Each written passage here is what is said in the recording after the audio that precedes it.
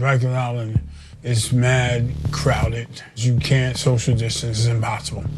The infection rate on Rikers Island was like 10 times higher.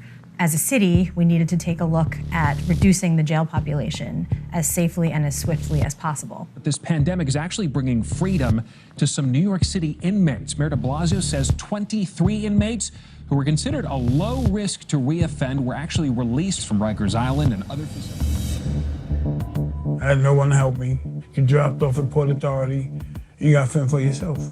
If you do not have housing during COVID, then you are potentially infecting every single person who's walking past you. We needed to very quickly act. Well, this is my space, okay. This is my clothes.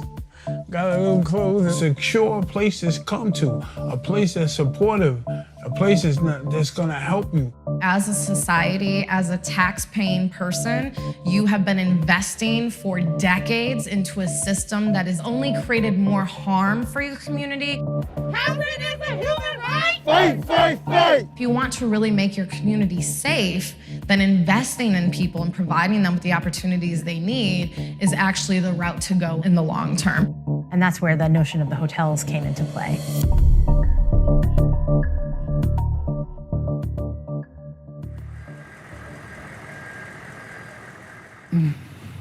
Good morning. I'm well, thank you. Do you have COVID? No, I don't. Yeah, going all right? Any chills, anything like that? No chills, anything like that. I'm feeling pretty good. All right, thank you very much. All right, you're welcome. Thank you.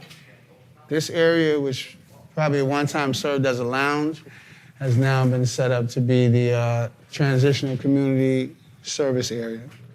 This was the quarantine room. It used to be the gym. And if they were found to have the symptoms, well, they would go up to their room and until the test results come back, they're quarantined.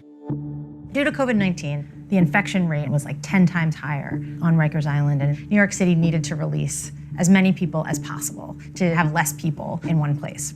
And that's where the notion of the hotels came into play. This program has enabled us to work with correctional departments like the State Department of Correction and like the New York City Department of Correction to say, before someone is released, we are going to set them up with emergency housing so that they can immediately enter a room, take a shower, sleep in a bed, have a meal, and really just sort of settle before we begin the process of determining longer-term housing. 7-11%?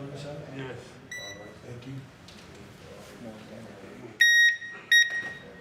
My name is Nathaniel Linden. I locked up in 2017, and I spent like almost 2 years in Rikers Island. COVID struck, and he let me go like a month early. He was calling me, telling me to pack up, I'm coming here. Well, this is my space, okay. This is my clothes. Got a little clothes. It looks like a lot, but it's not. It's just that this rack is small. The TV, they provide the TV. I don't have nothing else too much. Got my little thing I'm trying to get on there. I need someone to help me with Excel and WordPerfect, stuff like that. So I'm gotta brush up my skills. So I brought my little computer. My cousin helped me with that. Sometimes when I get to like down and things are not going the way I want it, I come in here and I shut the door, turn the TV on, I could just lay in the bed and I'm on my phone, whatever. But I got a place that's at least is comfortable, it's clean, and it's mine for temporary. Even when things are not right, everything about, you can go shut your door, you can go concentrate on the things that's positive to get you out of it and lift you up, to move on, to progress. It may not be a lot to a lot of people, but when you come from nothing, then this is like having a mansion. I felt like a normal person. We put out a call to many of our partner organizations and said, here's what we need to do. We need to staff this up tomorrow. And Exodus was one of the organizations that said, yeah, we can. And they were there the next day. If I was calling the HRA hotline for a week, trying to get this as a vice president, I can only imagine how frustrating it is for our residents and our participants to continuously call a number and not have anyone answer or not get any response back. Housing is a human right, and we're here to fight for that. So thank you very much. Exodus Transitional Community is a preventative reentry and advocacy organization. We currently run 3 hotels. We have about 140 people who are released from upstate prison every year, and they come into Exodus to receive our cognitive behavioral intervention therapeutic programming, as well as our job readiness programming. So the goal is always to transition them out of the hotels into more permanent housing and provide them with the opportunities and skills needed so they don't recidivate. Right now, what we're spending for detaining and incarcerating people is over $300,000 a year. And that costs a lot more compared to our nonprofit organizations. In addition to spending that, the way that we're doing it, most of those people cycle back in and out multiple times.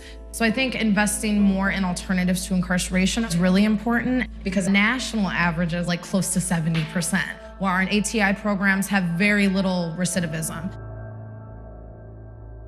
We have experienced pushback.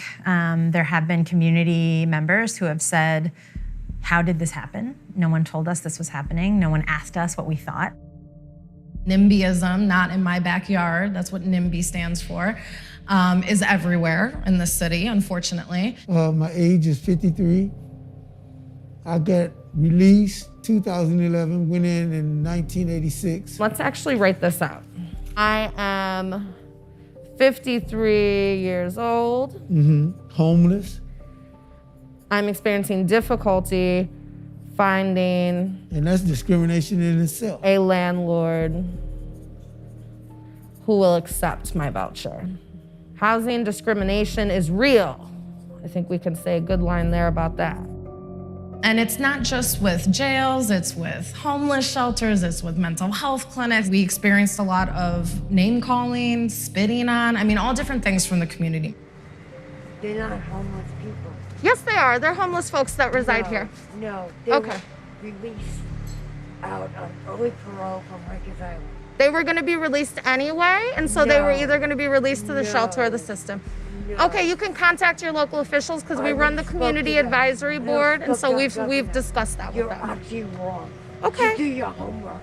Okay. Because you're really wrong. Okay, like I said, speak with your council members and your providers. Where those tables are by Haagen-Dazs, they're all stone. Okay, make sure you call your representative, honey, okay? Thank you. For 10 years, I spent cycling in and out of incarceration, addiction, and homelessness. I was on Rikers in 2010. I spent 4 months on Rikers in the Rose M. Singer Center. And I think what spurred me the most is so many women that were inside that reminded me of my mother. That, you know, through all the abuse, all the, you know, just lack of support and lack of a network and just no opportunities. And it reminded me of her so much that I just couldn't stand to see it, right? Like I'm one of those people where I'm just like, oh, I just gotta do something. I can't let this system continue to happen. All right, so Dawood and Jerry, really excited. We're on our way to the Fair Transfer Housing Rally. There's some main points I just wanted to go over with you all to discuss, you know, all the different aspects of the bill. We gotta focus on your testimony. All right, are you excited to go back through it? All right. Good to go. You got it all printed out and ready? Another little piece, like right.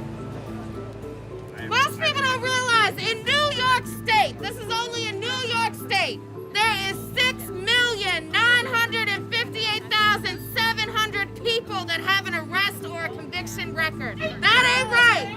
That is 45% of New York State. That means 45% of New York State right now is having trouble finding housing. They're being discriminated against because they have a criminal record. Housing is a human right. Fight, fight, fight.